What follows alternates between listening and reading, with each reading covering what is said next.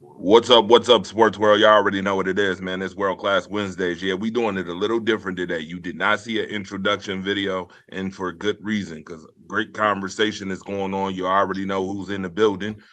We got D Stanfield, the professional, looking like he just came off the U.S. Open golf course over there in Frosty Meadows. I don't know where he at right now. What city he in? It look like what is this? Arizona? Atlanta? Yeah, man. You know you a damn celebrity. Um, and then I got my guy Marcus the Alphabets. You already know who he is, Mr. Coffee Talk himself, Mr.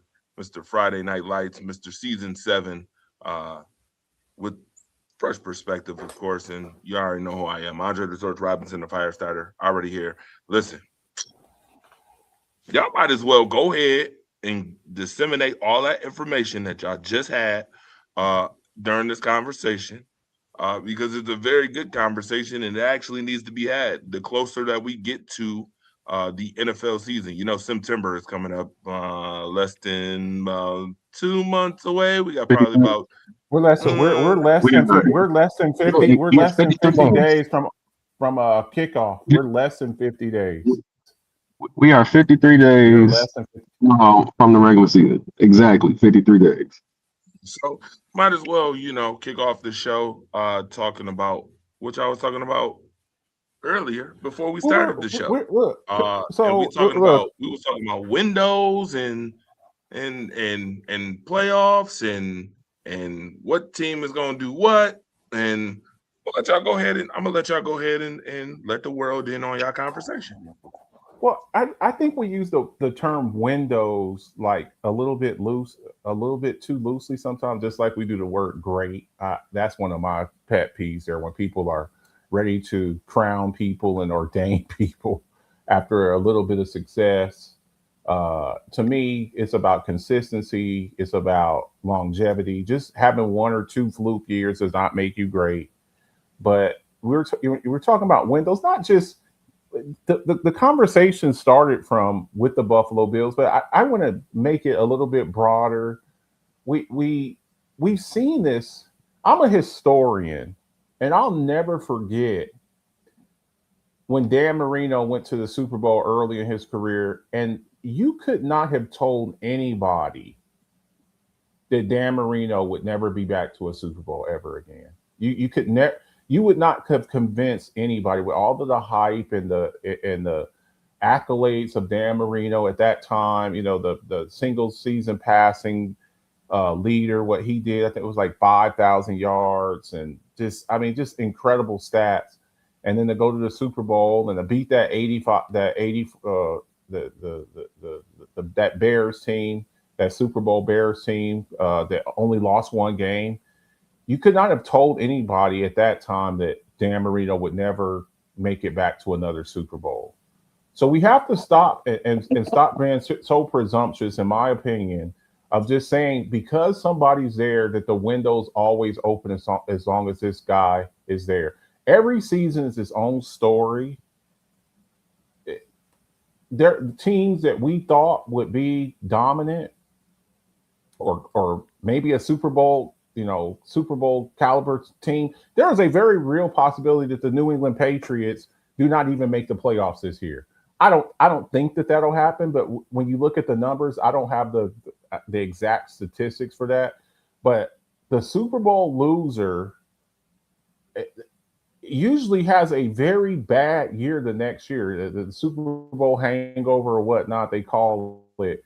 So your thoughts on this, again, you guys are more privy to this. D, I know you're Buffalo. Dre, I know you're in Buffalo. This window that we talk about with Buffalo, and D, we were talking about it. I want your perspective on that, and then Dre, I want your perspective from that. You're actually there, boots on the ground in Buffalo, but D, since we were talking about it before we went on the air, a lot of these conversations y'all aren't privy to because this is the way we talk. We talk, and sometimes we have to catch ourselves like we need to put this on wax. But the window, D, your opinion on this with the window, your thoughts on when people say this window, as long as we have Josh Allen, we have this window. Your thoughts?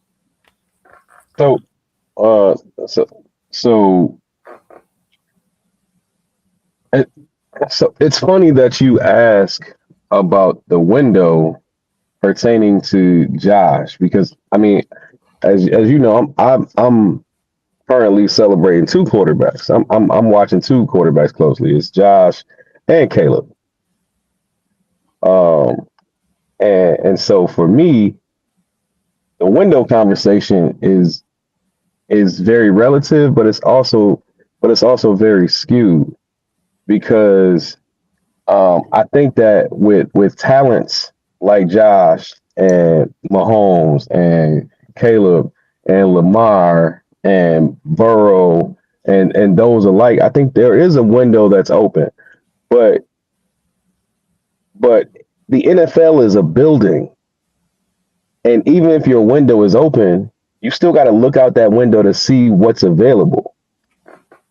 Your window could be pointing towards first round, and that might be your brick wall. You ever seen people open up a window and it's a brick wall right outside the window, specifically in places like New York and Chicago?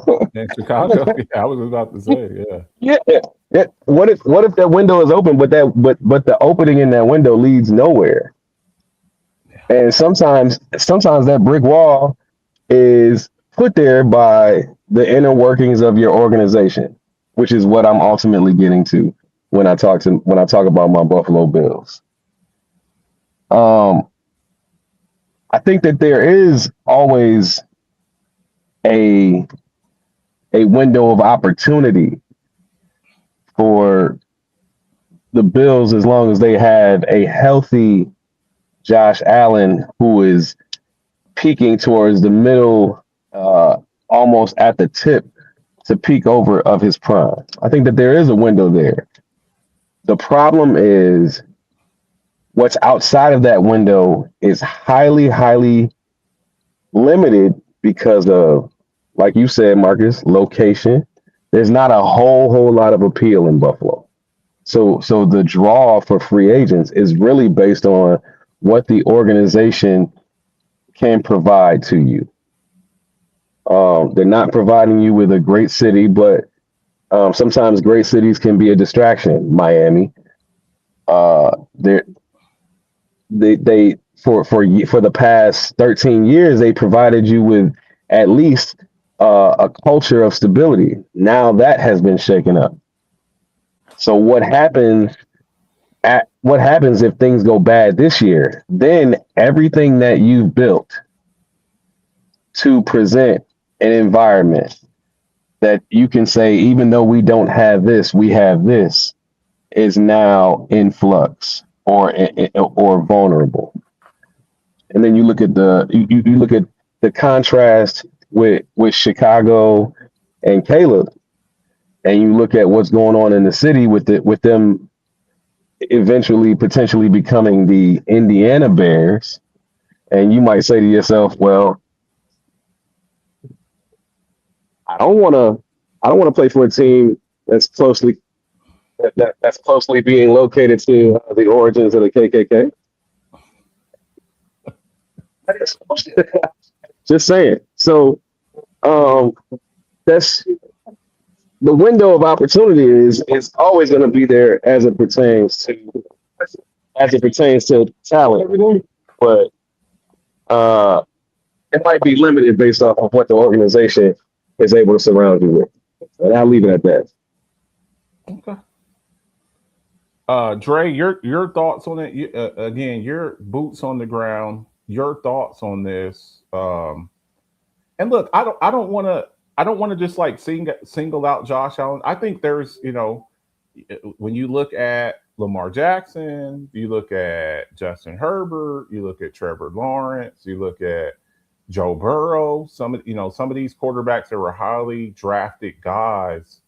A guy like Bo Nix, Bo Nix was the AFC Championship game. Drake May, he was in the Super Bowl last year. So, your thoughts on that as far as this window philosophy that as long as we got this guy here, we have our windows open and our we have a lot of opportunities for that. Your thoughts on it, Dre?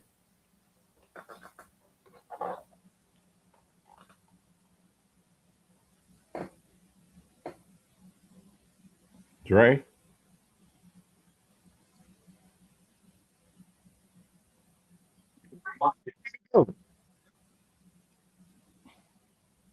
Dre, can you hear me?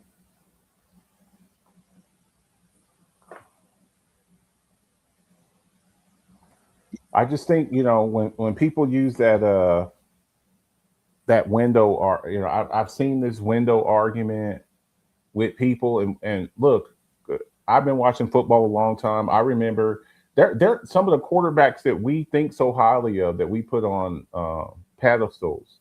Even guys like Peyton Manning, can he win the big game? John Elway, can he win the big game? Uh, Hell, Brett Favre, Aaron Rodgers. These guys, they faced a lot of scrutiny early in their career because they were supposed to be the next it thing. And look, there's 32 teams. All of these guys are vowing for one trophy, and it's not written in the stars that you'll ever win a Super Bowl. If I had told Buffalo fans in the mid to late mid 80s to early 90s, especially after the four Super Bowls in that window there, that the Buffalo Bills, they will never win a Super Bowl with four straight Super Bowls, I think I would have been laughed out the building. So it's not written in the stars. Even though you're having some success, some sustained success, it's not written in the stars that you'll ever win a championship.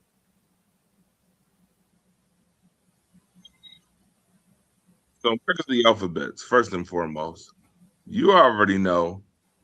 Devon Stanfield should already know. I've said this 1,000 times. And this is why I showed the video while y'all was talking about windows. We had the conversation about who regresses more. Who's regressing more, Josh Allen or the organization? To me personally, as in good taste as that question was last week, I have a change of heart. And this happens sometimes with folks. By the way, don't act like I know y'all watching like, what? You got to change it. Don't act like you ain't never had a change of heart before. Yeah, I got a change of heart. The change of heart is straight up that Josh Allen will never, and I think I've kind of said this, but not as boldly as I'm going to say it right now. Josh Allen will never win a Super Bowl with the Buffalo Bills. And I hate to say it that way, and a lot of people going to give me flack. I'm going to get comments in the comment section. I'm about to get ridiculed. But the reason why I'm saying this is solely off the fact that I do not trust your organization. I don't trust your organization. You guys earlier were talking about family and feeling like family, right? Family is a word. You said great is a word that people use loosely. Well, family is another. Family like atmosphere, continuity, being able to understand each other, being able to provide. See, families provide things. And I feel like this organization doesn't provide enough. And when I say that, I mean that. In knowledge, they don't provide enough knowledge. In decision making, they don't make the greatest decisions. In the clutch, they don't come through in the clutch. Family usually comes through. Real family comes through. Real family is impactful. And when I watch all 7 of these losses right here, it's either on Josh Allen or it's on Josh Allen. And you know what I mean by that? Either Josh It's Allen puts them in the position to win the football game, or Josh Allen loses the football game. Well, that tells me one of two things. One, where is everybody else that can actually win you a football game when Josh Allen can't? When Josh Allen isn't playing his best, can you win a football game? Well, that hasn't happened. because not enough has been put around this organization. When your defense gives up 32, 33 points a game in the playoffs, you haven't put the entire package around him yet. You know why Tom Brady won Super Bowls? You mentioned Tom Brady and the family-like atmosphere in New England. It's because New England put the full package around him. You put enough defense to win championships, and you gave Tom Brady enough offensively that he can go to work with the defense that he had. Tom Brady, in the 20 years that he played, had top 5 defenses for 17 of them. 17. That is what we call greatness from a family like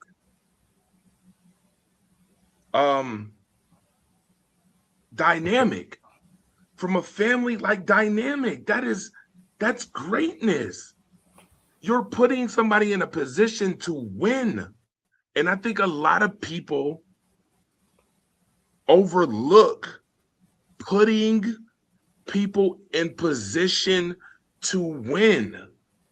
We talked about that from a basketball to football aspect, right? We talked about that a couple of weeks ago. This is why I love these shows, because all these shows connect. They all connect. They're all synonymous. They all symmetrical to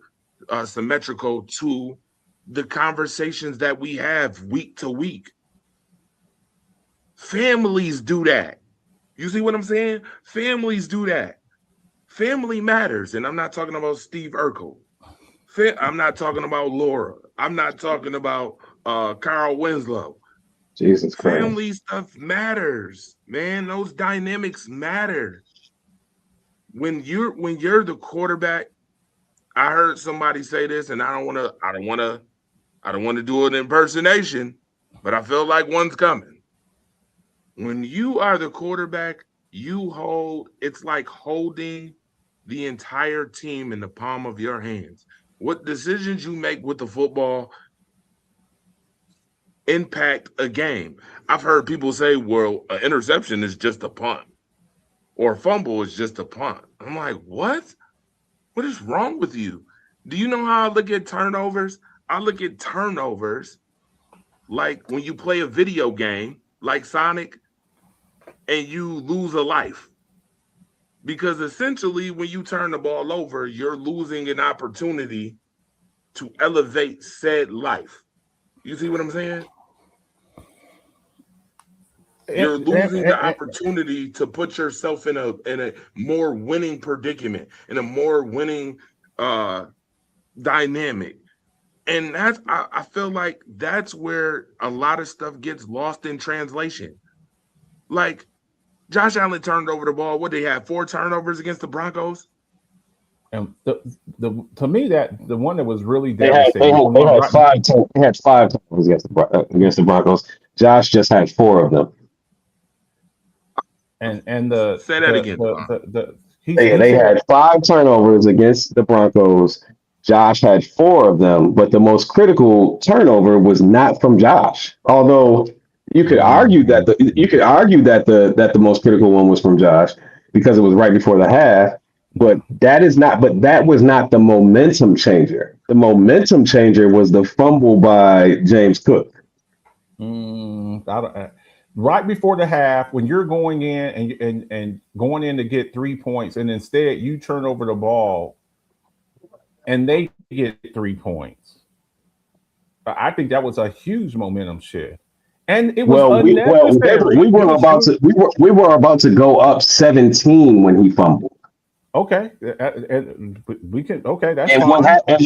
What happens at that point is the same thing that happened in the exact year previous, in the exact same round, where we demoralized a second-year quarterback and we run away with the game. We are in the exact same scenario. The difference is, just like against Miami and Atlanta, where we're about to go up and take a commanding lead, instead we give the ball back and give them the 7 points. because then our defense can't stop them from marching right down the field, just like Dre said. And not only does that happen, the very next possession, then Josh throws the pick. He was on a roll before that fumble. I don't think that people understand. Dre, you really were on to something. I just didn't think. I probably wouldn't have used the Sonic the Hedgehog life up analogy. I would have used commanding momentum as my analogy in terms of the verbiage. Because when you turn the ball over, unless it is a forecasted turnover, meaning you're on like the 45-yard line, you can't make a kick, so you're just gonna throw the ball long, and if it gets picked off, so be it, because you're still pinning them back where you would in a punt. And if that is the case and you're forecasting the turnover, that's different because it's not demoralizing. But when you turn the ball over inadvertently, unplanned, it is demoralizing, especially when it begins to happen over and over again, like a domino effect, in which in last playoffs, in last year's playoffs, it was we're back on the bad side of history yet again. It is the cataclysmic Buffalo curse scenario. That is exactly what it is. We live. People say, "Go to hell." We live there. We vacation there, and it always comes at the worst possible moments. Damn near half the parties that deal with collapses, Buffalo is a part of it at some point. Yeah. I don't want to just single out Josh Allen on this too. I think there's some other guys that fall with the same boat. I think that's the thing. It's not a single out on Josh Allen. Yeah. As I stated, it's who shows up when Josh Allen doesn't. Like, family, if you was to have a bad day, Marcus, one of us gonna show up, obviously, and we gonna be like, "Yo, Marcus, yada yada yada," and make that day better, and you're gonna get through that, and it's gonna be a good result. That's what you understand what I'm saying? I feel like he hasn't had that. He don't have that.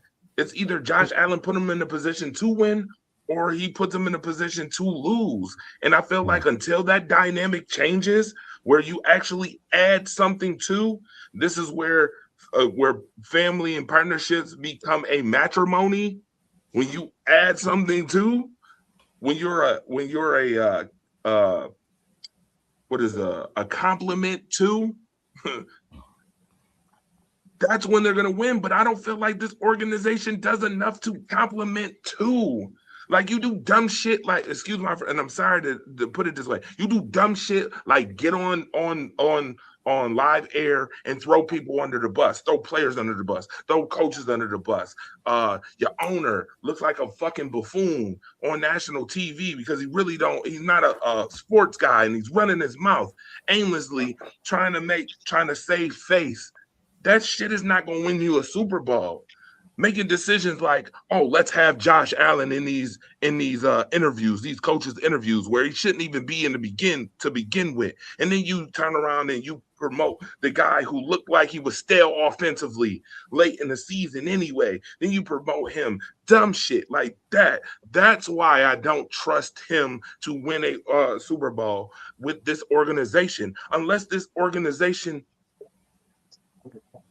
gets Agent 99, if you know what I mean. You know what I mean. Until they get that, it's gonna be the same carousel. They're gonna be horsing around on the same carousel, doing the same stupid shit constantly. On top of the fact that you already have a bad stigma with your organization and team, because you're probably one of the most unluckiest teams ever. The worst shit happens to this team. What was it? Tennessee, Music City Miracle. What was it? Devon, 13 seconds. What was it? The damn wide right. What was it? Wide right. Oodles and oodles of damn. You can go wide right. You can go the fumble with Leotis McKelvin. You know, like what else do you what do you want? I got a bunch of them. Yeah. You can go the massive polarity, which is Frank Wright wins a game against the Houston Oilers after being down 35-3, only to come back and be dumb and put Jim Kelly interception thrown ass in the game, and we won to lose the game. Like, it's like what I see is the trajectory with and look a few years back. I think it was the Ravens, and they were interviewing John Harbaugh, who's the head coach of the Giants now. And one of the reporters had said something about Buffalo being a city of losers, and I didn't really like that. I thought that was very distasteful. These are fathers and husbands. People go out and work and do stuff like that. I hope it was just talking just like sports. But to say that was kind of distasteful. But it's hard. It's hard when you get that reputation of things going badly. And what I see right now, and maybe they can turn it around. I don't know. Look, you got a brand new coach. I understand he was offensive coordinator last year. Then you're moving into a new building. You're moving into a new building. Well, hey, stop right there, Marcus. Stop right there. Okay. I really need to address this. It's the fifth time it's been brought up in this offseason. Dre, what I'm about to say is probably going to piss you off and make you laugh at the same time. I feel as though, and Marcus, you're going to understand what I mean by this too. I feel as though Brandon Beane, in the back of his mind, knows what the mission was at the end of 13 seconds. He knows he should have fired McDermott at that moment in time and elevated Brian Daboll and brought back Jim Schwartz and let that man lead that team that offense and that team that he pretty much helped cultivate, because at that time McDermott was still the introvert that didn't talk to people, that didn't take advice from anybody, that was trying to control control and micromanage everything in the locker room. At that point in time, it was that time that he should have done that. And so in this moment with the Joe Brady situation, I feel like he's trying to rewind time and was not trying to lose Joe Brady and elevate him and get rid of McDermott. But that time had passed. You already effed that up. So instead you elevate Joe Brady, who, no disrespect to the man Joe, man, I really like Joe. But when you compare a Brian Daboll who has a global view, Nick Saban's words, not mine, who has a global understanding of how to operate with and how to lead men, not my words, Bill Belichick words, who has an established protocol and a reputation with the players. When you just look back at what happened after 13 seconds and Brian Daboll left that locker room. Where did it start? First, it started with the Stephon Diggs fiasco, because they let go of his guy. Right? He went on Colin Cowherd in that gray suit and gave every subliminal shot to say, you shouldn't let Daboll out of the door. Now they're gonna have to either find somebody else that we don't know what we're getting, or they're gonna have to elevate Ken Dorsey, which is Josh's guy, and Josh gonna get everything that he wants, and he's not that guy. And what exactly happened?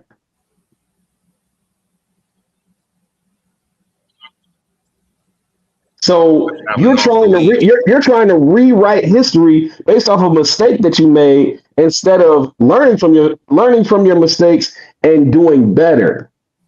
So we talk about the Joe Brady elevation. No disrespect to Joe Brady, but you asked the question in the beginning of this episode: what happens if we have a bad season? What happens if we have a bad season with Joe Brady at the helm? Is we get exactly what we fucking deserve.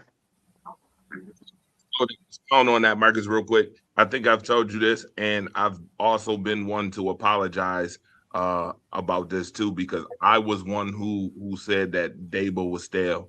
I was one who was like, Daboll is getting on my nerves. I'm one who literally looked up in the playoff game against the Colts, looked up into his into that suite that he was in, and looked at him and was like, what the are you doing? You're running the ball 3 times and you're in Colts territory. This is not even how you got here, and you're doing that. And I'm looking at him like, what are you doing? But now when you think about it in hindsight, Dable was able to keep Josh Allen on a leash, and it was more of a tactician game with Dable as the offensive coordinator. He was more of a tactician. Run the ball, keep Josh from getting injured, yada, yada, yada. Turn it over the ball. Mix it up a little bit, yada, yada. When Ken Dorsey came into play, it looked good for about 9 games because Josh was able to be off the leash. Ken Dorsey was off the leash. There was no pulling these. If 2 wild dogs is off the leash, you can't control shit. So both of them was off the leash to me. And then you saw what happened. Ken Dorsey got stale. People started picking up on his shit. Animal control. It wasn't no Animal in the control first game. It wasn't no. What happened? And what happened?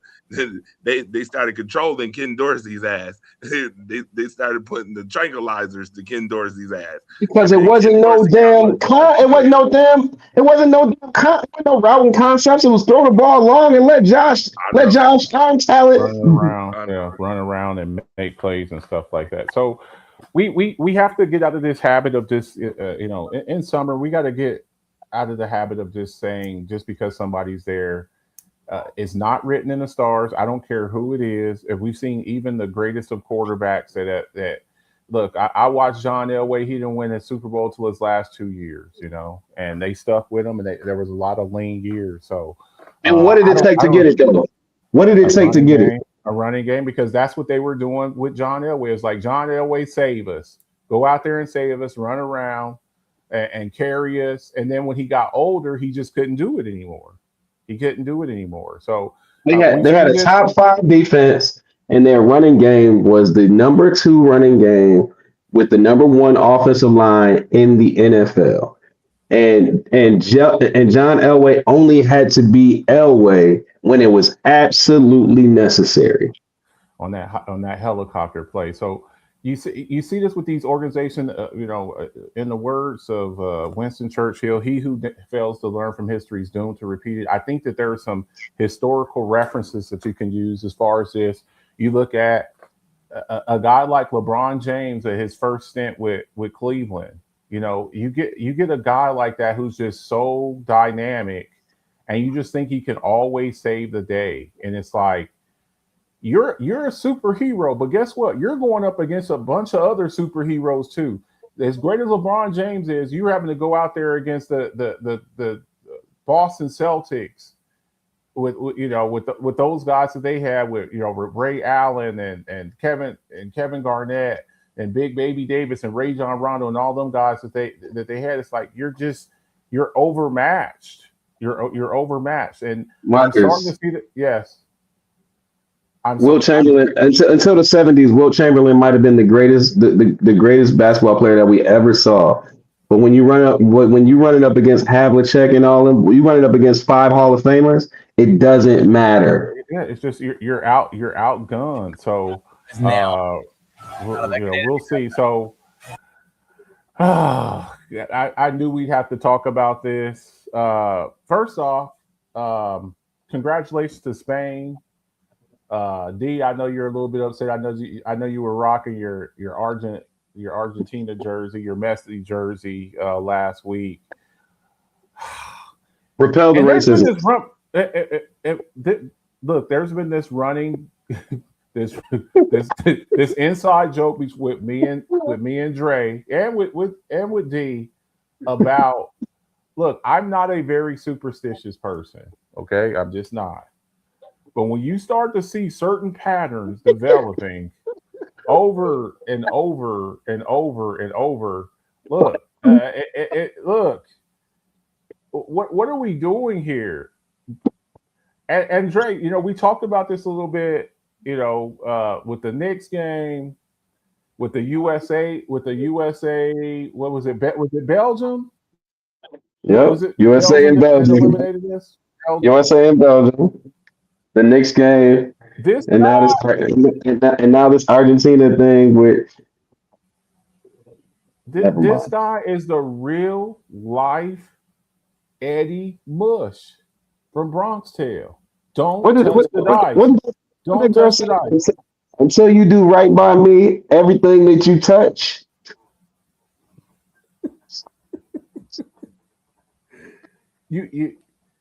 You the things that it's just a pattern that we keep seeing. The Knicks game, American football, the just it's just always something. And that with this, and then guys, look, we try to keep this strictly as the Rise Up Family Alphabets Football Show. We try to keep this as strictly sports, but there are times, all right, where sports and politics and things like that, they intersect with each other. When they cross, we're going to talk about it. But this is such an embarrassment. It's so embarrassing. And when you're being told, and some of this, guys, I'm gonna keep it a buck with y'all. Some of this I put on the FIFA president, because he's been an enabler. He gave him like the FIFA, the first ever FIFA peace medal or something like that, because he wanted a Nobel Prize so bad. And you're trying to get this guy off the stage, and he just stays on the stage, just wandering around in the days. They're trying to get him off of there. He's done a lot of embarrassing things throughout, both terms so far. But to me, this is one of the most embarrassing things. The World Cup, as big as the Super Bowl is, the World Cup is bigger than the Super Bowl. And you're watching you have the entire world watching this buffoonery, this cartoon-like behavior. Your thoughts, guys? I just have no words. When I sat there, I was like, this is just terrible. Your thoughts, guys? Fine. He was trying to look. He tried. He almost went there, but you know what? This is what family do. I got your back, Marcus. Ready? Hey, before you go into it, just make sure you don't say his name. Okay, just I don't won't say it. Yeah, I'm gonna tell you, because I'm gonna go. I've decided to go back to what we called him in the first term, the big orange Cheeto. Okay, got you. I will say that person. First and foremost, number one, TP. That person. Okay, TP. For your bunghole? Didn't he have a whole lot of disparate marks for Spain before this happened, though? Right before this happened, I'm sure I could pull up video footage. See, in this day and age, in 2026, there's a lot of receipts out there. So I'm sure I could pull up a receipt where he was talking about how Spain, those people are lost people. We aren't doing any business with them, yada, yada, yada, dogged them out. Yet somehow when they won the World Cup, you're on stage acting like you're like their biggest fan. Sir, you look like a clown. I mean, this the clown stuff we talking about, the buffoonery, the simp behaviors that we be talking about. Like, sir, you weren't invited. Nobody came to see you, Otis. Nobody came to see you, Otis. And you up on stage like you that guy, like you're that guy, because I got a title. I'm the president of the United States. Like, you look like a clown. Sometimes you should just be quiet in the back. Okay, be quiet in the back. Sit back there, think about what you done did. Okay, think about some of the stuff that you done did and pulled. Self-reflection, man. He has no record. He has no coof. Then we call it coof. No coof. He has none of that. He doesn't care. The guy just wanders aimlessly, like you said. It's crazy work. He makes us as a separatist country look bad even more than we somewhat already look bad. Like, he makes it even worse. It's just a terrible look on the global stage,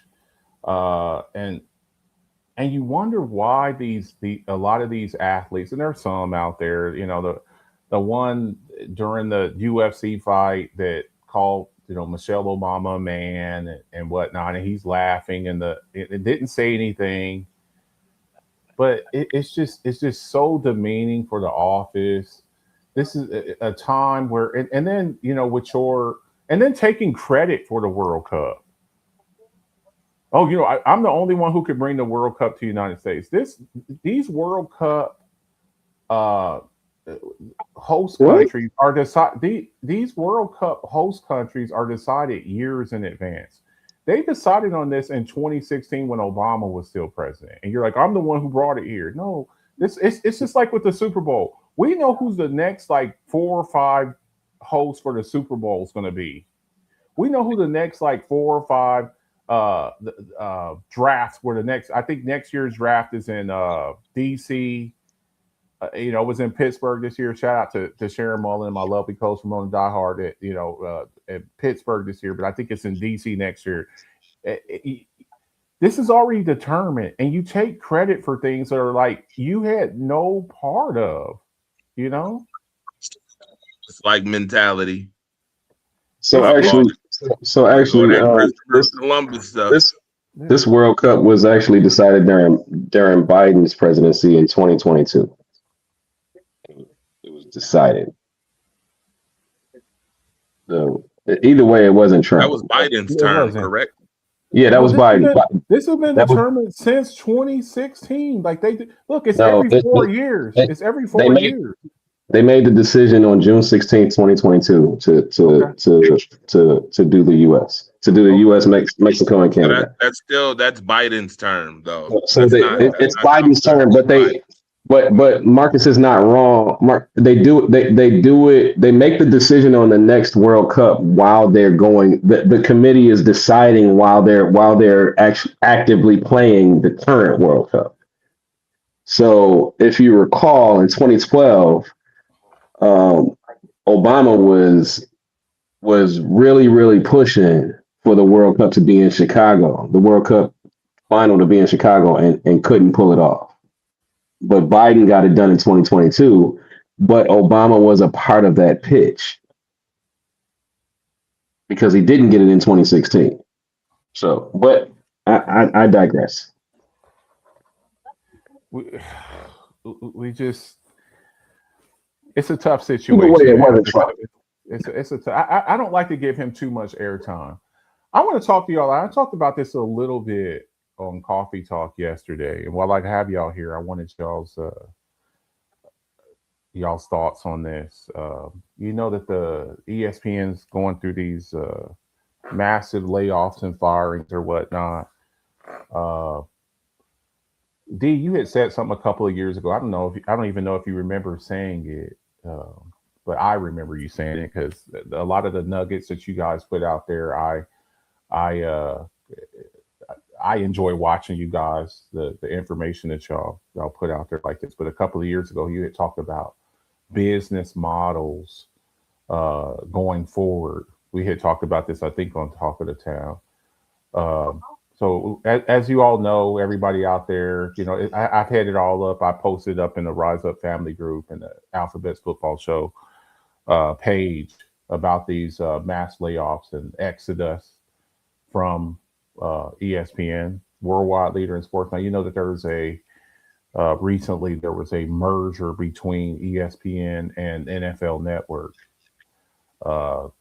Look, Disney's buying up everything, man. Disney, the Mickey Mouse, this guy, he got Star Wars, he got damn Marvel, now he got ESPN. Now, there was a lot said about the whole Ryan Clark thing. And look, I enjoy some of the takes that Ryan Clark makes. And there's some things that he says that could be very some of the stuff he says is controversial. I've heard people and read some of the comments. Some people, they call him a race baiter, and he always makes things racial and things like that. And look, it wasn't just Ryan Clark. And I think we have to call out. Thank you. We have to call out. We have to call out stuff, especially as black men. there is a lot of racism that goes on. There's a at the local level, national level, within the city level, things and certain cliques and things like that. There's a lot of nepotism and favoritism and things like that. I personally, when I look at this firing list from ESPN, okay, and I wrote it down because I got reels coming out in the next few hours with the coffee talk that I did yesterday. Not only was Ryan Clark fired after 11 years at ESPN, you had Cam Newton, you had Bart Scott, you had Carl Ravage, who's been with ESPN for 33 years. Major League Baseball play-by-play announcer Tom Pelissero, who covers Tom NFL. Pelissero. Yeah. David Lloyd, Stefania Bell, who's like, she does all of the injury reports. She's been with ESPN. She does right before, if you're into fantasy football like I am, and a lot of you all are out there. Stefania Bell is one of the last people that you watch before the games kick off, the early slate of games to set up your lineup for fantasy football. And she's been there for a minute. So we have to get out of the custom of labeling, and this is for my black folks out there, okay? And I know I'll probably get some nasty grams in my inbox. Oh, Marcus, you should know you're defending it. I'm not defending it. I will always call out racism, sexism, whatever kind of ism that you have out there. I'll always call it out. But we cannot just single this out as a racist move. Look, I think you're starting to see, and D, you called, like I said, you called this out a couple of years ago, where the business model. I think a lot of these big production sports shows on some of the bigger platforms, ESPN, FS1, or whatnot, I think you're going to start seeing that decrease.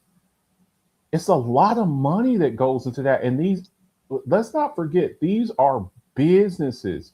ESPN is a business. FS1 is a business. To put on those type of shows, you're talking about probably hundreds of people when you look at the producers, the writers, the researchers, the makeup people, the light people, the hair people. They actually have people, all the women up there, they get their hair done before they go out there. The makeup people, they have makeup artists. Okay, and they do all these shows. First things first, and around the horn, and first take, and undisputed, and the speak, and all of these other shows back in the day, his and hers, and the herd, and all of that stuff. To produce all of these shows is extremely expensive. So, as a business, I am going to try to, anywhere that I can cut fat, I'm going to cut it out. I think Ryan Clark, as talented as he is and as outspoken as he is, I think that the new wave is you're going to see is like what you see with a guy like Shannon Sharpe, with the nightcap, with Ocho Cinco and ISO Joe. I think that's the new model that you're going to see. You're going to probably see some collaboration with some of these guys. Hey, Marcus. Yes, sir. Marcus, let me stop you right there. Okay. Because I think you're touching on where you need to touch on, but you're not being enough of a pedophile about it. I think you really need to go ahead and touch it. So ESPN's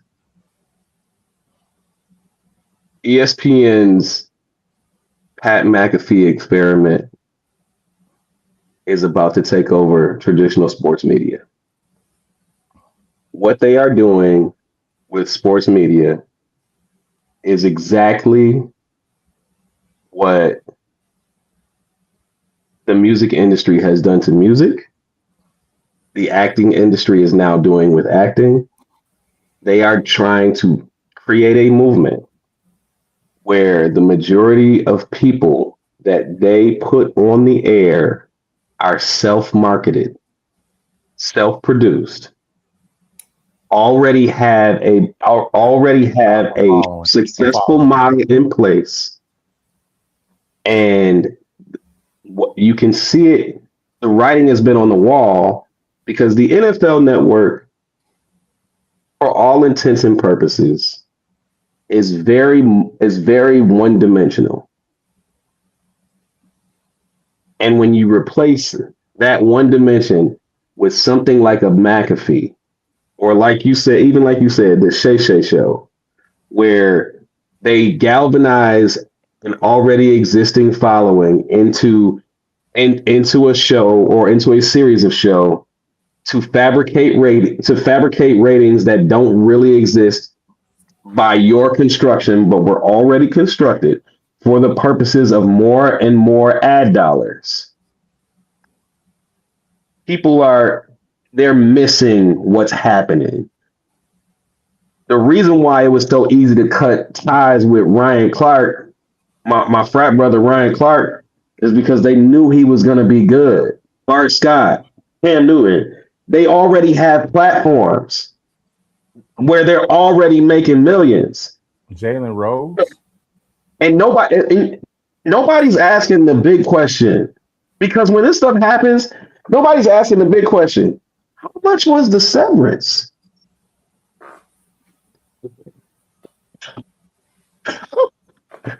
Because they under contract.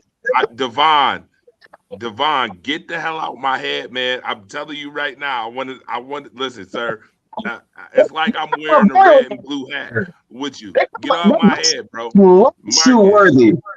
Marcus, this man just literally just took the words right out of my damn mouth. How many times do I keep telling you about corporate media and marketing? This is why I love these shows. I told you these shows segue and be parallel to exactly what the hell the next show gonna talk about. It's like a continuation. It's almost like watching a sitcom when you watch these shows that we do. Marcus, what did I tell you about marketing and what people they trying to target last week? Didn't I just tell you about this last week, sir? Okay, let me just put it like this. You said, did you talk about certain isms? Well, did you talk about stigmatism? Because the stigmatism behind it's not the fact that it's racist about Ryan Clark. It's the stigmatism. Let me tell you what I mean. Stigmatism is your eyes. I'm sorry. You know what? No. Yes, stigmatism. What you actually see, your eyes. What you see, or don't see, or don't see. And what you don't see. Marcus the Alphabet. How did they fire Ryan Clark in the middle of a show? Let's not even talk, Dre. Let's not even talk about. Don't even talk about how they fired Ryan Clark, because Ryan Clark finished the show. Talk about how it got leaked. Bing bong. Stop with the head stuff. Like you keep, sir. Not only was it leaked before the show was over, but he literally finished the show knowing he was fired. Fired in the middle. That's like, Craig, you got fired on your day off. Yes, I said stigmatism. I'm right. Stigmatism. You know what that shit looks like? It's not the fact of racism. It's the fact of what it looks like. And Marcus the Alphabet, what world are we in right now? We are in a world where certain stuff just looks wrong. That just looked wrong.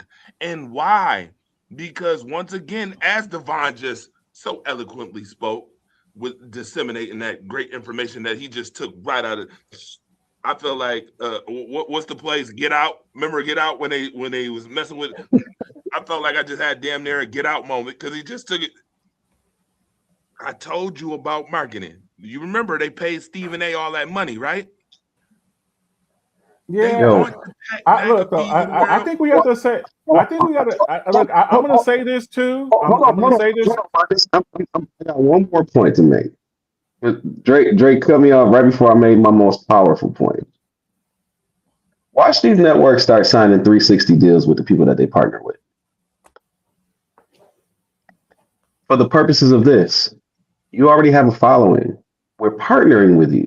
when we let you go, we don't have to pay you a severance because we're hiring your entity and not you.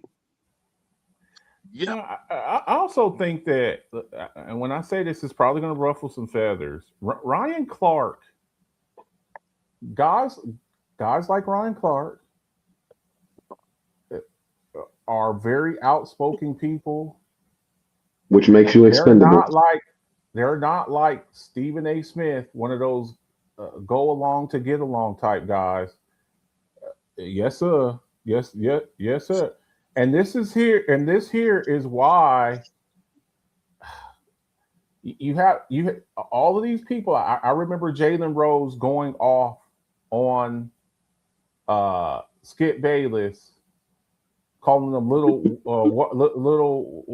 water pistol Pete, because he was like he was talking back. He was talking, because he was basically, you know, talking crap, and he's like, look, dude, like I'm a professional athlete. You're sitting over here talking crazy. Kind of did that before he did that to Shannon Sharp on a live show where he was like basically sit down and take your glasses off and just kind of emasculate him and stuff like that. There are some people. Ryan Clark strikes me, and you would know this better than me. Ryan Clark and Shannon Sharp and Chris Carter. I remember Chris Carter went off on Skip Bayless one time. He was like, if you ever basically like questioning his career, you never won a Super Bowl, you're in the Hall of Fame, but you never won a Super Bowl. Basically belittling his accomplishments, and basically Chris Carter, if y'all better take this show to break, because I'm about to put hands on Skip Bayless. Ryan Clark, I've never met Ryan Clark. He strikes me as the type of guy that he's one of them kind of cats boom. that I'm not a Stephen A. Smith. Stephen A. Smith strikes me, and Jason Whitlock. They strike me as those type of guys that are going to say whatever to a certain audience to get along and not ruffle any feathers and not make things uncomfortable. Ryan Clark says certain things that need to be said. Now when he said that Tom Brady and Aaron Rodgers were not generational type players, I didn't really like that take. I thought he sounded somewhat foolish. Well, he retracted. He retracted that. He retracted that. He said that what he said about Aaron Rodgers was personal, and he elaborated on it. And the Tom Brady thing, retract that. Yeah, and the Tom Brady thing, he was saying they're not. He was saying that Tom Brady's not a generational talent, meaning he wasn't the guy that's being highly sought after across the nation. He's not saying that he's not the greatest of all time quarterback, because he was. So this, he's slick. Okay, that's nice that he took accountability and retracted it. But here goes another one of those. Let me impersonate somebody I know very well. You do not get credit for putting out fires that you started. Okay, you had no choice but to take accountability for that dumb shit. Excuse my French. You ain't get no kudos from me. That was dumb. Hello, that was stupid to even say. I mean, Ryan Clark has a myriad. I won't say a myriad, but he has a few moments where he made comments on the air that he's retracted the statements. The most recent thing, the RG3 statement. Remember the RG3 fiasco? He retracted that statement. I mean, people. Let's be honest, man. Stephen A. Smith had to retract the stuff that he said about Carmelo Anthony, because Carmelo Anthony called him and was like, "Yo, you ain't called me and get the real story." You know what I'm saying? So people are human. The thing that I like about this situation with Ryan Clark is, number one, through the firing, he was a consummate professional. That's number one. Throughout this entire scenario, these last 2 days, he's been the consummate professional. And then number two, like a true journalist, he does take accountability. Mm-hmm. Every journalist does not do that. Some people stand on business, including some people that we've talked about during this show, Skip Bayless. Some people stand on business when it comes to their foolish talk. Oh, you mean like Stephen A. last week with the whole conversation with Will Kane? Oh yeah. Speaking of which, Oh folks. my goodness! Speaking of which, Wow. folks, it Yeah. gets me to I love when one thing segues into another, and I saw this coming, and that's why I had this already prepared. I had it prepared. It was in my back pocket. Talking about things to retract and take accountability for. Mm-mm-mm. By the way, sports fanatics out there, hey, people that's watching the show, I have a little secret to tell. Is that And it's Becky? one that is okayed to tell by the can man himself. Is Did that y'all Becky know with the that bad Marcus hair? Betts has become a WNBA fan now? He is watching the WNBA on the regular now.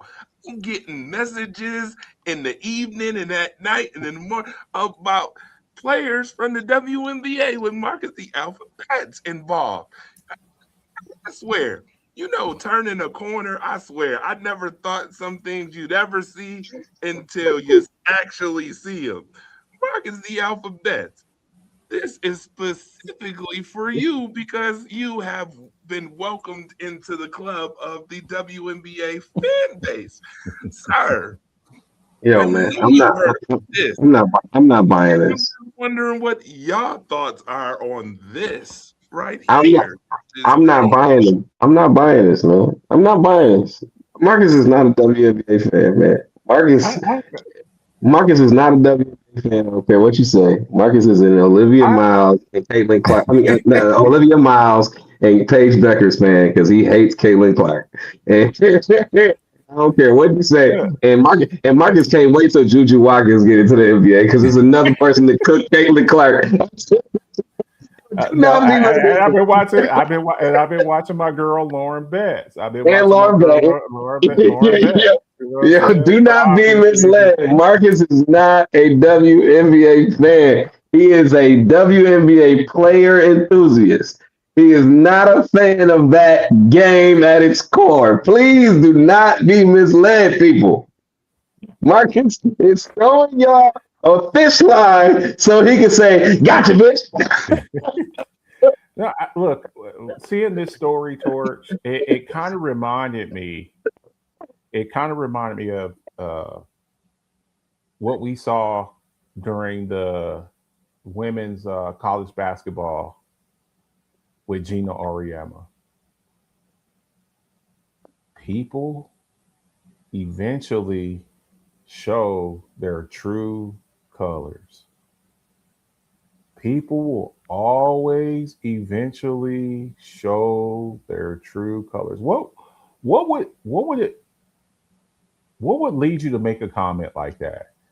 These are those kind of comments that when I read this, I'm like, she's the kind of person in quiet rooms that would say the N word.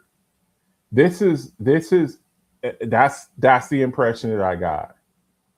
We saw, and look, Gina Auriemma. Look, I don't want to Marcus, discredit be, him. Marcus, be, Marcus, be careful. You're race baiting. And look, obviously I've never been in a room with her, but when you see stuff like that, there are certain dog whistles, and for her to say something like this, it leads me. Not, after reading that, I would have to go back and look at her entire history, and some questionable things that she may have said in the past that we kind of overlooked. This is very suspicious to me, and it just makes you wonder, what. It, and I think some of the women in the WNBA are getting, especially the black women, they're getting a taste of what some black male athletes also get. And what I mean by that is when you have an outspoken uh, white athlete, oh, he's competitive. All he wants to do when Tom Brady is slamming tablets down, and cussing out coaches and going crazy. And look, we look. A lot of people believe Tom Brady is the GOAT. Okay, fine. But when he's doing that, all he wants to do is win. That's all he wants to do. He's breaking blue tablets and going off on the offensive coordinator and yelling at everybody and stomping all over the place. But when a guy like Cam Newton does that, he's unsportsmanlike. He's he's ghetto. He's a thug. He's acting like a goon. Same with Marcus, coaching. Marcus, what if Patrick Mahomes did it? That's what I'm saying. That's what I'm saying. Now I saw a couple of years ago when Travis Kelsey head butted Andy Reid. Andy Reid in the face. Travis Kelsey head butted Andy Reid in the face. Now, I want you to think of if Antonio, the guy from the tight end from the Antonio Chargers, Gates. Antonio Gates, if Antonio Gates headbutted Marty Schottenheimer. If he headbutted Marty Schottenheimer, what would be the narrative with that? What would be the narrative with that? If Kyle Pitts headbutted his coach in the face, what would be the narrative? Well, I mean, Kyle Pitts doesn't yet have the credentials. Okay, but I'm just saying, like, yeah, I get what you're saying. Like, he doesn't have enough skins on the wall. Travis Kelsey is in the greatest of all time conversation. Okay, for a long time, Antonio Gates was in the greatest of all time conversation. Okay. Shannon Sharp headbutts Mike Shanahan in the face. Shannon Sharp headbutts Mike Shanahan in the face. What would be the narrative? Well, it would be two narratives. Number one, he would be the thug, the thug Sharp. But the second narrative would be, damn Shannon Sharp bent down real far to do that headbutt. Because Shannon Sharp, Mike Shanahan is short as hell. Yeah. But we have to take stuff like that. It always seems to me like there's this double standard. Can you imagine? I remember back in the day, a guy like Bobby Knight, the tantrums that he used to have. I watched Bobby Knight during a college basketball game get up and throw a chair on the court. He threw a chair during a live game on the court. Bro, we watched Bobby Knight put his hands around a player's throat before. So when I see stuff like this, as a person who's a little bit older and having seen a lot of things in my life, when I see stuff like this, that kind of reminds me of situations like that where the narrative, if Don Staley said something, if Don Staley were a coach in the WNBA and she said something bad about Caitlin Clark or Paige Beckers or Sophie Cunningham, what would the narrative be? Or Diana Taurasi, what would the narrative be? The narrative would be different if it was Paige Beckers, and for so reason because Paige Beckers technically is half black. Family is black, the whole 9 yards. Okay, Paige Beckers wouldn't get the same as Sophie Cunningham and Caitlin Clark. Okay, but my thing is, my problem with this whole situation is two things. Number one, it goes right back and expounds on exactly what y'all mentioned earlier, as far as doubling down or taking accountability. There are people that are trying to double down on this shit, talking about that's an Australian term that they use to describe. It's a term of endearment, yada yada yada, to describe certain people. Yada. Okay, well, guess what? Number one, I'm gonna say something that those same people who trying to double down on that have said in past. Y'all not gonna like this. You ready? It's very simple. Remember how they used to tell us, well, you could go back to Africa, or you can go back to yada yada yada if you don't like such and such and such? Well, I'm gonna say this. This ain't motherfucking Australia. Hello? This ain't Australia. Take that Australian shit back to where you got it from. Because calling a black person a protected species in America will get you one, either hurt, usually, two, two, get you some free dinner work, three, get you cussed out, or four, get your ass whooped. What are the four? Like legitimately, I don't want to hear all that. Oh, it was an Australian time. I tell you, it's more protection for the complexion than a little bit. I'm not buying it, and I'm not hearing it. And you know what's funny? I covered the New York Liberty. Sandy Brownell was the coach. I never heard Sandy do that. But then I'm also hearing people say, "Well, she's never had a history ever in life of doing yada yada yada. She's never had a history of saying anything out of the way." You know who else y'all thought the same way of until y'all heard the video on it? Donald Sterling. I am a real American. Fight for your rights for every man. Donald Sterling, Hulk You thought Hogan, about him in the same Mel, light too until the videos came out. Mel Gibson. Do that Who was mean we should that? give them a pass too? Because you never Who heard was that? before him say anything as such. Who Bro, was that wide I'm receiver sorry. from the I Eagles? got to do an Riley Cooper, was impersonation. that his Riley name? Cooper. Riley Cooper. I got to do an impersonation, Marcus. And this ain't even a you impersonation this time. This is a Devon Stanfield impersonation. Miss me with the bullshit, man. Miss me with the BS. I I've don't never want to said hear anything like that. it. Stop lying. Stop lying. I've You never lie said more than anything like that. look at ass. If that's the case, you ain't never said no. Miss me with the BS. That's your favorite damn lie. Miss me with the BS. I don't want to hear it, bro. That's crack. Again, instead of just saying, you know what, it was in poor taste. I shouldn't have said it. It's No, not the Marcus.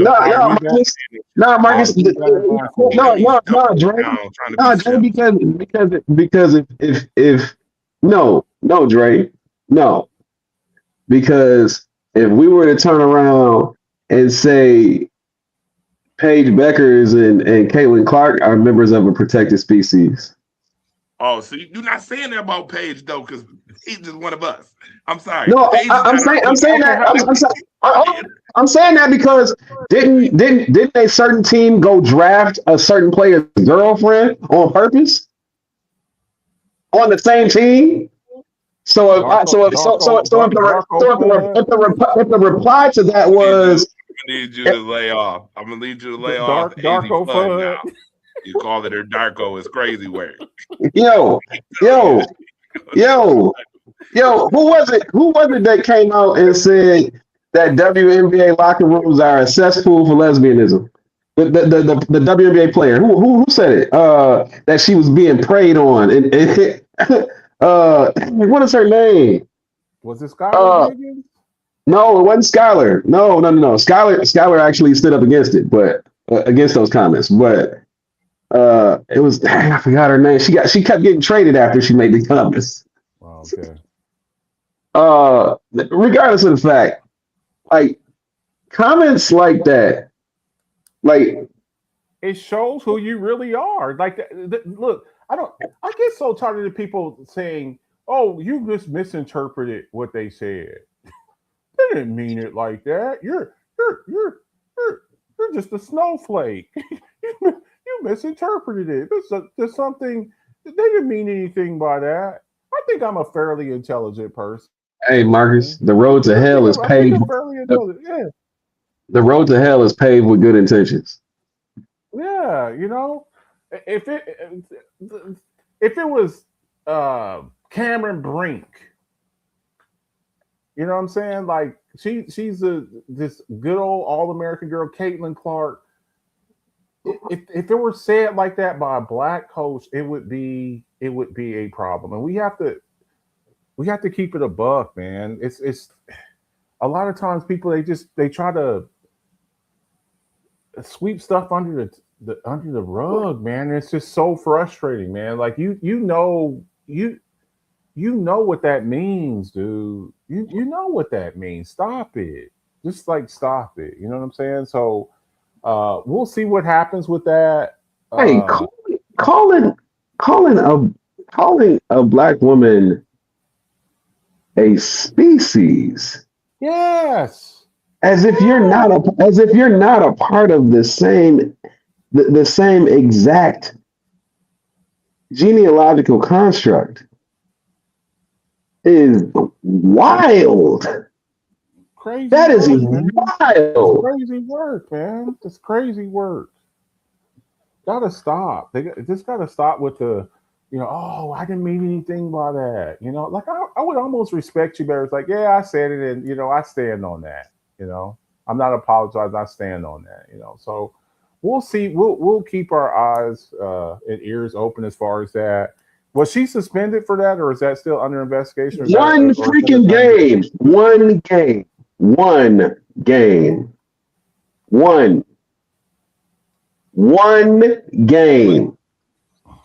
Wiggins said that. Now it's only By the way, what, so it's only what 30 some games in the WNBA season. It's 44 exactly. Yeah. But Candace Wiggins is the one who said that about being bullied in those locker rooms by It was in 2011. A 2017 interview. And then she went on a trade tour. Yeah, and then she went on a trade tour. Yeah. So, all right, but Marcus, you know what time it is. I gotta go. Gotta go. It's been real. It's been real. It's been fun, but it ain't been real fun. Look, next week training camp starts, so we're gonna start getting a little bit hot on football. Look, man, once training camp starts, we're in football mode until the Super Bowl in February. So, season 7 coming up. You'll see these guys on there sometimes on some of the shows and stuff like that. Coffee Talk. I'll start doing Coffee Talk on a more regular basis. It's just this is kind of the dead zone and for sports and things like that. World Cup over, NBA Finals over. By the way, my guy grew 2 inches, man. Cooper Flag. This dude had a 2-inch growth spurt. And same thing with my boy Stefan Castle. This dude went from 6'6" to 6'8" in a summer, like in a few months. That's crazy. They on that HGH. That's crazy to me. But they on that thyroid enhancer. Marcus the Alphabet. I'm sorry, but you is not slick. You do this once a show. See, I damn man, you made it through an entire show, and I didn't have to say that.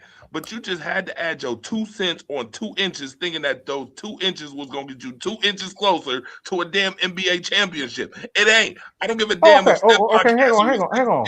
You ain't winning no championship. Okay, we talked earlier about windows. He's so badly Devon. You see this? You gonna let him play this game? San Antonio Spurs get off the show? Are the San Antonio Spurs in their window right now? Of course, but they ain't winning next year. They ain't winning this year coming up. You think you slick, Mr. 666? Hey, do you see these games he playing? Devon, you gonna sit here as a professional and let him play these professional games? Stefan Castle's a problem, man. But we appreciate y'all. A problem in the finals too. Yeah, go ahead. Not as much what he said. Not as much of a problem as Jalen Brunson. Not as much as Jalen Brunson. But we appreciate y'all coming through. You're watching World Class. Listen, sir. While you sitting there all quiet and cool, that damn computer is not gonna help the trajectory of your damn golf swing, sir. Stop playing games. Stop playing games. And stop letting this man sit up here and play on the show at the end of the show like this. Talk about something to it. Man, he grew. He would have said that fluently and got away with it. He'd have been like, damn, I'm sorry, but I'm the Scooby-Doo mystery man. I would have got away with it if it wasn't for those meddling kids. Get out of here. Stop this, sir. Stop this. We This- appreciate y'all. We appreciate y'all coming through. Make sure y'all tune in to all the rest of the shows. Show love and support. Here, We some appreciate San everybody. Antonio colors for you. Whatever, man. We'll be back. Oh man, I lost it. You notice that We'll Marcus be- the Alphabet is actually wearing San Antonio colors right now too. He think he's so slick. He's not slick. Y'all sir. make sure y'all come through. We'll be here next week, World Class Wednesday. Make sure y'all show love and support for all the rest of the shows. Okay, we appreciate it. Much love to everybody. Y'all have a great one. Okay, see ya.